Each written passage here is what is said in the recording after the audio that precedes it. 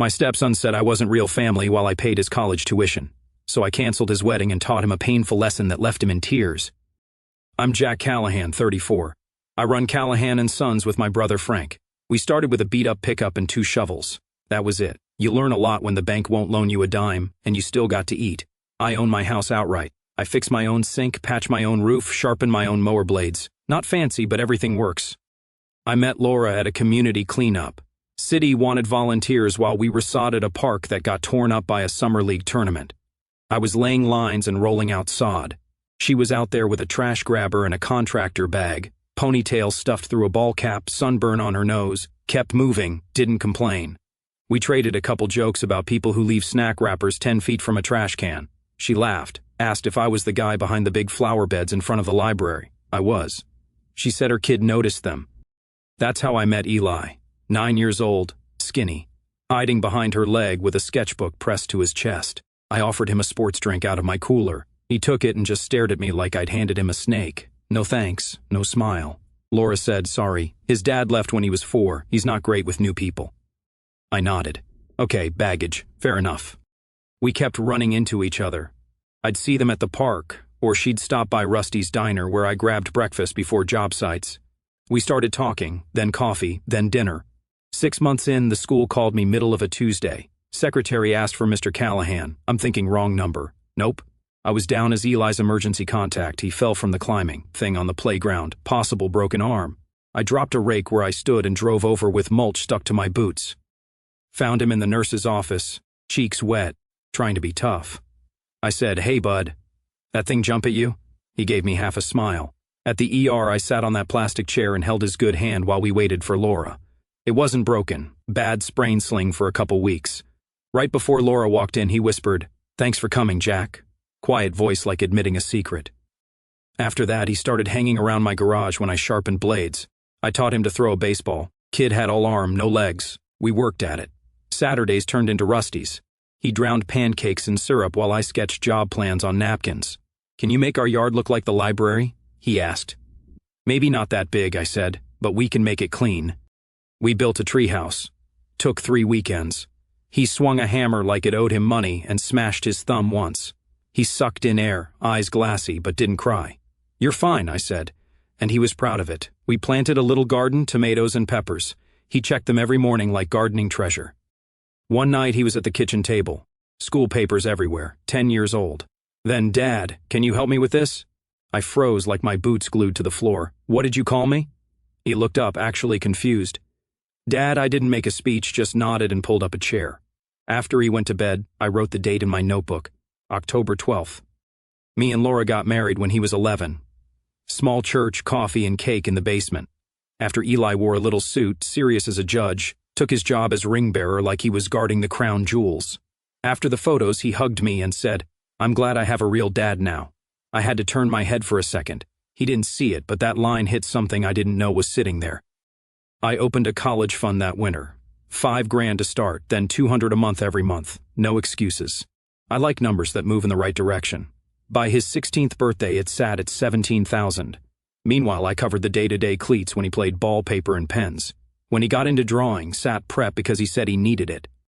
When he turned 16, I found a Honda Civic with more miles than style. Changed the fluids myself, put him on my insurance, paid the first 6 months so he could get steady. We kept the Rusty's routine. Sometimes he'd come help on a Saturday job. Nothing heavy, just spreading mulch, dragging a rake, running cold drinks to the guys. He liked the gear. He'd pepper me with questions. What's that machine do? Why do you cut that edge first? How do you price a job? I showed him the basics. You bid the work honest, I told him. Promise what you can deliver, then deliver it cleaner than you promised. By the end of that first summer helping, he was better with a line trimmer than some grown men I'd hired. We came home late one hot Sunday, shirt stuck to us, hands beat up from shovels. Sat on the back porch with lemonade, both of us quiet, dirt under our nails. He looked at the truck in the driveway and then at me. Think I could run the business someday? Hell yeah, kid. I said Callahan & Sons. You'd be the sons part. He grinned like he just unlocked a level. I didn't say anything else. Didn't need to. High school has a way of changing kids, but I didn't expect it to change the way my own kid said my name. Eli turned 15, and somewhere between summer break and sophomore year, Dad disappeared. First time it happened, we were at the dinner table. "Jack, pass the salt." I froze mid-bite. Laura didn't even look up from her plate. It was like she didn't hear the difference. I did. It wasn't just the name. It was everything. Doors shut more often. Headphones in even when no music was playing. Conversations turned into grunts or one-word answers. If I asked about school, he'd shrug. If I asked where he was going, I'd get out. The kid who used to show me sketches and ask to tag along on jobs now acted like speaking to me was a chore. Then came the little jabs that didn't sound like much on their own but added up. At school, a permission form came home. I noticed he'd crossed out father, Jack Callahan, and written guardian. Just like that, like those years of tree houses, pancakes, and hospital visits didn't matter. Laura told me not to overthink it. He's just a teenager, don't take it personal. Easy to say when it wasn't her name being scratched out on forms. Then the asks started piling up. Sneakers, phones, trips, insurance. $1,200 a month on average. I started keeping track in a notebook just to see what it all looked like. Not a single thank you. And then Tom showed up again. Not physically, just texts and random calls. After being gone for over a decade, he started sending Eli $50 here, $100 there. Just enough to make noise. And suddenly, Dad was Tom again. "My dad says I should apply to art school. My dad thinks you're too strict about grades." Tom didn't know what Eli's grades even were, but apparently he understood him. One night, I walked past Eli's room and heard him talking to a friend. "Jack's so annoying, always asking where I'm going, what I'm doing. Yeah, he pays for everything, but that's what parents do.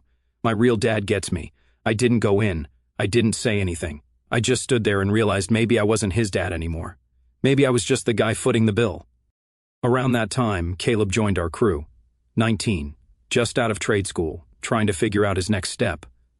First week on the job, he was showing up 10 minutes early, asking questions nobody else bothered with. "Hey boss, can you show me how to read these blueprints? Boss, how do you price something like this?" He called me boss with respect I hadn't felt in my own house for years. I started teaching him everything. How to quote jobs, maintain gear, deal with clients who try to haggle. He soaked it up. It felt good, showing someone who actually cared how this business worked. I tried offering Eli the same. One afternoon, I asked if he wanted to learn how to bid a landscaping contract. "Nah, I'm good," he said without looking up from his phone. "Tom says you overcharge anyway." That was the last time I brought it up. 2 days later, I showed Caleb how to do it. He took notes and asked questions. The contrast couldn't have been louder. By the time Eli turned 17, a pattern was set. He'd pop into the kitchen, ask for money, and vanish again. The thank yous were gone. The respect was gone. The kid who once talked about running the business didn't want anything to do with it. Or me. One night, I sat in my truck after work with my notebook open, flipping through the pages. $47,000 spent over 7 years. That didn't include the mortgage, the food, the lights that stayed on, just extras, sneakers, trips, tech, art classes, insurance. All of it. Eli walked past the truck on his way to meet friends. Earbuds in, head down. Didn't even glance in my direction. I watched him disappear down the sidewalk and shut the notebook. I used to tell myself it was just a phase, that he'd grow out of it, that one day he'd remember everything I'd done and appreciate it. But watching him walk away like that, I knew better. It wasn't a phase, it was who he decided I was now. And who I was apparently was just Jack. By the time Eli turned 21, I'd paid for 4 years of college and watched him walk across a stage with a degree in hand, $60,000 in tuition, books, and housing. Every penny handled without complaint. Right after graduation, he proposed to Hannah. She was 23, a pediatric nurse, polite, level-headed, the kind of person who sends thank you notes for birthday dinners. I liked her right away. I paid for their engagement party, restaurant rental, food, the works. People toasted, took photos, and Hannah's family kept thanking me. Tom didn't show up. Not a text, not a card. I can't say I was surprised. That's when I decided on something I'd been thinking about for years. I wanted Eli to carry the Callahan name. I'd been his father in every way that mattered, but I wanted to make it official legally, permanently. My lawyer drew up the adoption papers. Everything was ready. I figured it would be the best wedding gift I could give him. A couple of months before the wedding, I asked him to meet me for lunch at Rusty's, our old Saturday spot. He walked in wearing a button-up and that distracted half-there look he always had now. We ordered burgers and small talk lasted about 3 minutes. Then I slid a folder across the table. "Eli, I've been your dad for 12 years. I said, "You're starting your own family now. I want to make this official.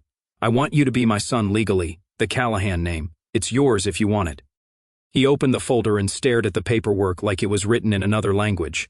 His face didn't light up, didn't show a hint of emotion, just this weird, tight expression. Wow, I need to think about it," he said. "Sure," I answered. "Take your time. No pressure." But there was pressure, and he knew it. My heart was sitting there on that table next to the ketchup bottle. About a week later, I walked through the kitchen while he was in the shower. His phone lit up on the counter, a text preview from Tom. "Don't let him pressure you into that adoption." I didn't go digging. I didn't touch the phone, but my stomach turned. Tom knew, which meant Eli had told him. He hadn't given me an answer yet, but he'd already talked it over with the guy who disappeared when he was 4. A few days after that, Eli came to find me. "Hey, about the adoption thing," he started. "Yeah, I appreciate it, but I don't think I can do it." "Why not?" He didn't meet my eyes. "It feels like I'd be erasing Tom. He's still my dad, you know. It wouldn't be fair to him." I nodded, folded the papers, and put them back in the folder. "Your call, kid." The man who abandoned him for 17 years mattered more than the one who showed up every day. That night, I told Laura she was washing dishes. He said no because of Tom. I said. She sighed. "He's just confused, Jack. Give him time." "Laura, Tom sends him $20 at Christmas. That's the guy he's worried about erasing. You're being dramatic. It's just a piece of paper." "It's not," I said. "But okay."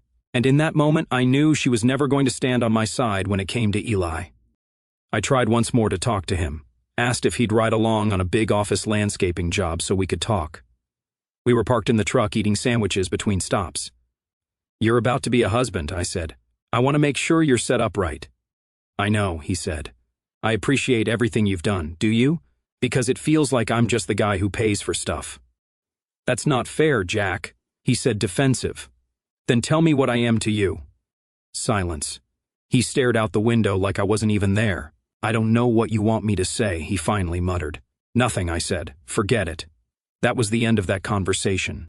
Despite how hollow everything felt, I kept paying. $58,000 sat in the wedding fund. I signed checks. Venue, caterer, photographer, band. $21,000 gone before I even blinked. Hannah thanked me every time I wrote a check or showed her the progress on the arch. Eli just nodded. No excitement, no gratitude.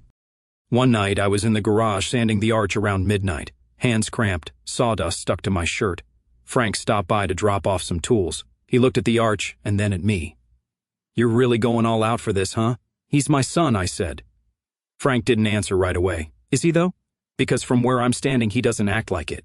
I didn't respond, just kept sanding.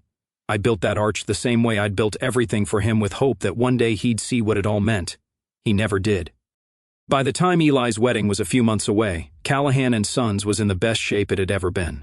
We'd grown from me and Frank in a rusted-out pickup to a 12-person crew with contracts across the county. We handled school campuses, HOA maintenance, and even a golf course that cut checks so big I double-checked the totals.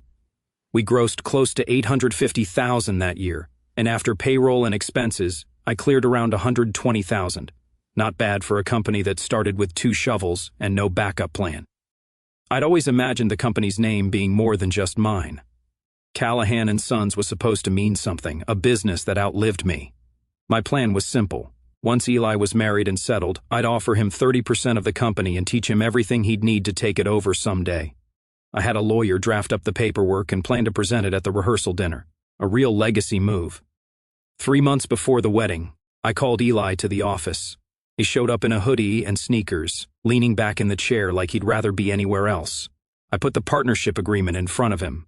"I want to talk about your future," I said. "After the wedding, after you and Hannah are settled." He skimmed the first page. "What is this?" 30% of Callahan & Sons. You'd come on full-time, learn the ropes, and when I retire, the business would be yours. His face didn't show excitement, just a look like I'd put him in a corner. "Wow. That's really generous. You told me once you wanted to run the business someday," I reminded him. "On the porch, remember?" "Yeah. I was a kid. I didn't really know what I wanted." "What do you want now?" "I'm not sure. Can I think about it?" "Of course." But inside, I knew how this was going to end. A week later, I walked past his laptop on the kitchen table. It was open and a group chat was on the screen. I didn't go digging. I didn't have to. The words were right there. Jack offered me a partnership in his landscaping company. "Bro, that's clutch. Free money. Yeah, but I don't want to be stuck doing landscaping forever, lol. What's wrong with landscaping? It's not my dream. Tom says I should go for something creative. Design maybe. Tom, your real dad? Yeah, he gets me. Jack just wants me to be a glorified lawn boy. I mean, he's been paying for your life though, that's what parents do. It's not like I owe him my whole future. True. If I take the partnership, I'm tied to Jack forever. I just want to get through the wedding and figure out my own path. I took photos of the screen with my phone and walked away. 2 days later, I promoted Caleb. He'd been with us 4 years by then. Showed up early, never complained, asked questions that mattered. I called him into the office and offered him a crew leader job.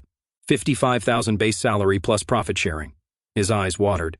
Boss, I don't even know what to say. I won't let you down. That's all I need, I said, watching him walk out of the office with his shoulders squared. I thought, this is what gratitude looks like. Eli will never understand it. The next week, I told Eli I'd seen the messages. I didn't sugarcoat it. I saw the group chat, the part where you called my life's work glorified lawn work. His face drained of color. Jack, I didn't mean it like, let me finish. I built this company from nothing. No loans, no help. Most kids would kill for an opportunity like this. I appreciate it. I do, but it's not what I want to do. All I see is you taking and giving nothing back. I never asked you to do all this, he shot back. You're right, I said. You didn't. I chose to. Because I thought you were my son. He stormed out, slamming the door behind him. When Laura found out, she took his side immediately. You can't force him to take over your business, Jack. Maybe Tom understands him better. That sentence hung between us for a long time. Yeah, I said finally. Maybe he does. I sat in my truck that night with the partnership paperwork on the passenger seat and the screenshots on my phone. I looked at both for a long time before ripping the agreement in half. I texted my lawyer. Cancel the transfer, change of plans. I wasn't angry anymore. Anger burns out. What I felt now was something different, a clean, cold sort of clarity. I'd been building a legacy for someone who saw it as a prison sentence. I was done. The rehearsal dinner was 3 weeks away. I was still writing checks. Venue, catering, photographer, band. The arch was almost finished in the garage. Everything looked the same on the surface, but something in me had shifted. He'd said no to my name. He'd said no to my business. And here I was still paying for his wedding like nothing had changed. But it had. I knew it. And deep down, I think he knew it too. That was the last time I'd ever spend a dime on a future he didn't want. A month before the wedding, we were doing a final walkthrough of the venue. Me, Laura, Eli, and Hannah. The coordinator walked us through every detail. Seating arrangements, catering setup, lighting plans, everything was ready, all balances due in 2 weeks. On the surface, it looked like a perfect wedding coming together. Underneath, I felt like I was standing in a stranger's event. We wrapped up and started walking to the parking lot. That's when Eli said it casual like he was talking about the weather. Oh, by the way, I asked Tom to be my best man. I stopped walking. What? Yeah, he said, scrolling through his phone. Hannah's got her sister as maid of honor, so I'm having Tom. Ethan's still my groomsman. I stared at him. What about me? He looked up, confused, like the thought hadn't even crossed his mind. You'll sit with Mom. It's not a big deal. Hannah's eyes flicked between us, clearly uncomfortable. Laura didn't say a word. I just nodded and walked toward the car. The drive home was silent for a while. Finally, Laura spoke. Are you upset about the best man thing? What do you think? I said. He's just trying to reconnect with Tom. It's healthy. Healthy is fine, I said. Disrespect isn't. When we got home, I went straight to my office. I pulled out the stack of reminders that had been sitting in my desk drawer for months. Screenshots of the group chat where I was called a glorified lawn boy. The adoption papers he rejected the partnership agreement I'd torn in half. Then I opened my banking app, $40,000 in the wedding fund. $18,000 already gone on deposits. I thought about every moment that had led here. The ER visits, Saturday breakfasts, college tuition, the treehouse every single time I'd shown up while Tom vanished, and now Tom, the man who hadn't even been around for birthdays, was the best man. I didn't stay angry for long. Something colder took its place. A simple decision that I was done playing a part in a story I clearly wasn't part of anymore. That night, I started making calls. I called the venue. I need to cancel our reservation. They told me I'd lose the $8,000 deposit. I said that was fine. I called the caterer, cancel the order. That was another $2,000 gone. By 10:15, the photographer, band, and florist were canceled too. I transferred the remaining $40,000 back into my savings account and listed the custom wooden arch I'd built online for $100 or best offer. The next morning, Eli stormed into the house, face red and shaking. "What the hell, Jack? You canceled my wedding." "I stopped paying for your wedding," I said calmly. "There's a difference. You can't just do that." I pulled out my phone and showed him the screenshots. "You said you didn't want to be tied to me forever. You called my business glorified lawn work. You rejected my name. You rejected the partnership. But you'll take my money." "That was out of context," he stammered. "You can't context." I said, "Here's the context. I raised you for 12 years. I paid for everything. I tried to make you my son legally, professionally, every way I could. You said no to all of it. So, I'm done." "You're ruining my life," he yelled. "No, Eli," I said. "I'm just not financing it anymore. You're an adult. Figure it out." Laura was crying in the doorway. "Jack, please think about what you're doing. For years I did," I said. "And you never once had my back. Not when he stopped calling me dad. Not when he rejected the adoption. Not when he trashed my business. You defended him every single time." "He's my son," she shouted. "And I was your husband," I said. "Was." Her face went pale. "Was." "I'm filing for divorce," I said. "You and Eli can figure out the wedding together. Tom can help or whoever else you want. I'm out." "You're abandoning us," Eli yelled. "You abandoned me a long time ago." I said, "I just finally noticed." That night, I packed a bag and drove to Frank's house. Within a week, I'd filed for divorce and contacted a realtor. A month later, the house was on the market. I wasn't wasting time. I blocked their numbers, deleted their emails, and tossed the notebook I'd used to track every expense into a gas station trash can. For the first time in over a decade, I didn't feel weighed down. I wasn't bitter, and I wasn't sad. I just felt free. I'd spent 12 years paying for love, respect, and loyalty that never came, and when I finally stopped paying, I realized it was the best investment I ever made. The first crack showed almost immediately after I pulled out of the wedding. Eli called Tom in a panic, begging him for help. Tom's response was exactly what I expected. "Man, I'd love to, but I'm between jobs right now. Money's tight. Maybe you could get a small loan or something." A week later, Tom stopped answering calls completely. The man Eli didn't want to erase suddenly vanished again when there was a bill to pay. With my money gone and Tom nowhere to be found, Eli and Laura scrambled to patch things together. They borrowed $5,000 from Laura's parents, even though they made it clear they weren't happy about it. Eli maxed out 2 credit cards for another $8,000. They found a VFW haul for $400, ordered trays of food from Costco, and bought decorations from the dollar store. The music was just a Bluetooth speaker and a playlist someone's friend put together. The wedding that had once been planned as a $58,000 event was now barely $6,000 total. Tom showed up late, 20 minutes after the ceremony started, wearing jeans and a wrinkled button-up. He played proud father long enough to snap photos for Facebook. "My son's big day, proud dad, family forever." When the bartender asked about an unpaid $400 bar tab, Tom suddenly had a work call and disappeared into the parking lot. Eli had to cover it himself. Then, less than 2 hours into the reception, Tom patted Eli on the shoulder, handed him a $50 bill for the honeymoon, and left. 2 weeks later, reality set in. Eli and Hannah moved into a small apartment, all they could afford. Bills piled up fast: rent, credit cards, utilities. Eli hadn't found a job yet. He spent most of his time pacing around the apartment, angry and bitter. "This is all Jack's fault," he snapped one night. "If he hadn't pulled out, we'd be fine." Hannah didn't let it slide. "No, Eli. Jack offered you a name and a business and a future. You threw it away." Eli glared at her.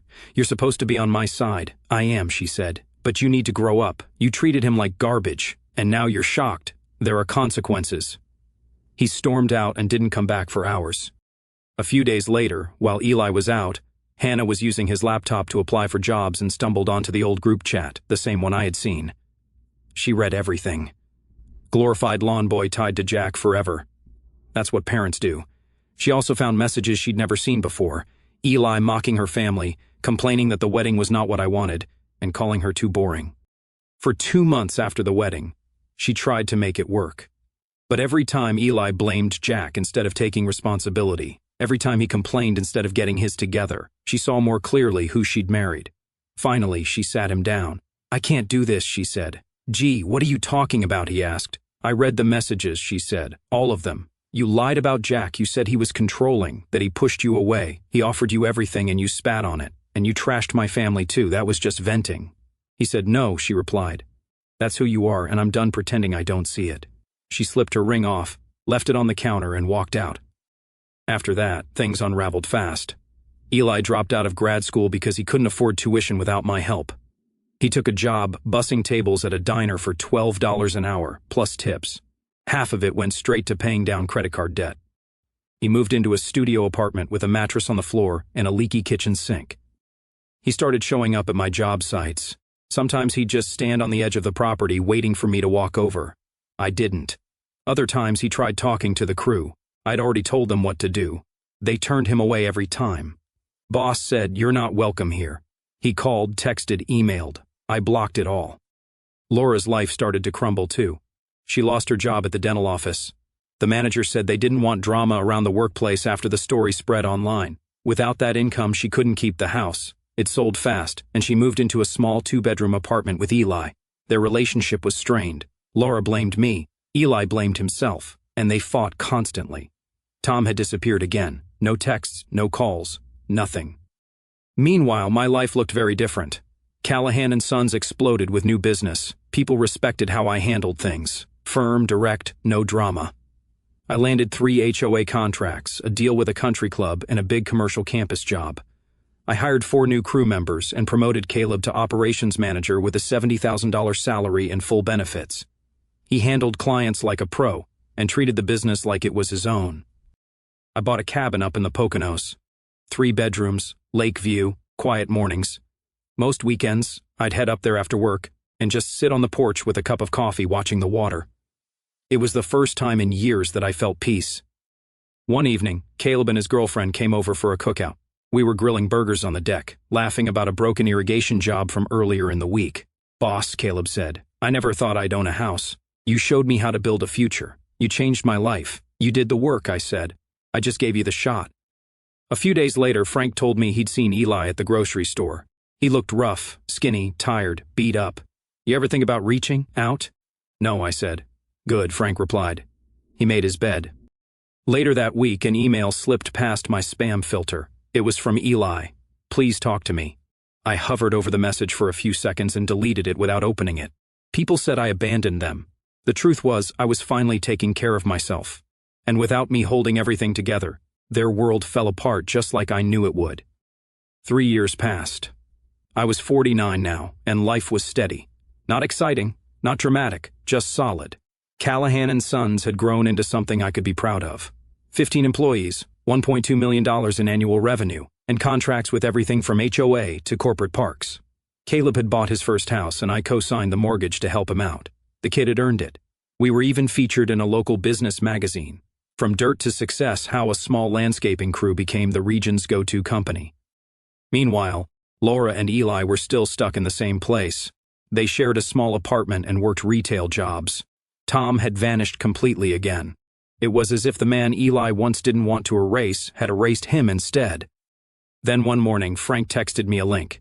"You're going to want to see this." It was a video Laura had posted on Facebook. She was crying with a slideshow of old photos of me and Eli playing in the backyard, and at baseball games, "This man raised my son for 12 years, she said between tears.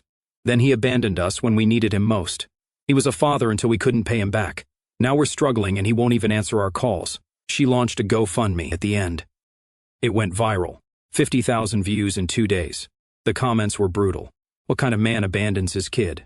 You're heartless. Once a dad, always a dad." I didn't respond. "Not yet," Frank called. "You're just going to let them drag you like this?" "Let them," I said. "They'll talk themselves into a corner." 48 hours later, I posted my own video. No tears, no theatrics, just me at my kitchen table with a stack of papers. "My name's Jack Callahan," I said. "You've probably seen Laura's video." Here's what she didn't mention. I held up bank statements. This is 12 years of expenses. Tuition, insurance, braces, car, living costs, over $150,000. I showed the adoption papers. I tried to make Eli my son legally. He said no because his biological father didn't want him to. Then the business agreement. I offered him 30% of the company I built from scratch. He rejected that too. Next came the group chat screenshots. Glorified lawn boy tied to Jack forever. That's what parents do. And finally, a voicemail from Eli when he was 17. Hey Jack, I need $200 for the weekend. I know you'll give it to me. You always do. My closing line was simple. I didn't abandon him. He told me I wasn't his father, so I stopped pretending I was. It spread faster than Laura's video. Comments flipped overnight. People reported the GoFundMe until it was gone. Laura deleted her post, but locally, the damage stuck. She lost her retail job. Eli's customers started asking for different sections. School superintendent called. We respect a man who stands by his principles. 6 schools. $200,000 a year. A month later, I was invited to a charity auction for a park renovation I donated landscaping work for. Over 200 people showed up. Midway through the event, I saw them, Laura and Eli, making their way toward my table. Jack, Laura said loudly, enough for people nearby to hear. We need to talk. No, we don't, I replied, calm as ever. You owe us, she shouted. You can't just walk away from family. I stood up and addressed the crowd. For anyone wondering, I gave Laura and Eli everything. A home, a future, 12 years of showing up. He told me I wasn't his real dad, so I left. That's what he wanted. Someone near the stage clapped, then another. Laura's face crumpled. Eli stepped forward. Jack. Dad, I'm sorry. I was wrong. I was stupid. I didn't understand. You were 21 when you rejected the adoption, I said. You were 21 when you trashed my business. That wasn't a kid making mistakes. That was a man making choices. Please, he said quietly. I forgive you, I said. But forgiveness doesn't mean you're back in my life. You made your choice. Live with it. I turned and walked away. People moved aside as I passed. A few even clapped again. I didn't look back. 2 weeks later, a letter arrived at the cabin. 3 pages handwritten. Eli apologized for everything, for the way he treated me, for letting Tom's attention cloud his judgment, for wasting what I offered him. He said he was in therapy, working 2 jobs, trying to rebuild. He didn't ask for money. He just asked if we could talk someday. I read it twice, then folded it up and put it in a drawer. One afternoon, a few months later, I stopped at a red light downtown. I glanced to my right and saw Eli through the diner window. He was wiping down tables, sleeves rolled up, face tired. Our eyes met for a few seconds. He froze like he wanted to come outside. I gave him a small nod. The light turned green and I drove away. I didn't close that door out of hate. I closed it because peace was on the other side. Eli thought I abandoned him. The truth is, I finally stopped abandoning myself. Some people spend their whole lives chasing what they lost. I built something better. He made his choice. I made mine. And I don't regret mine.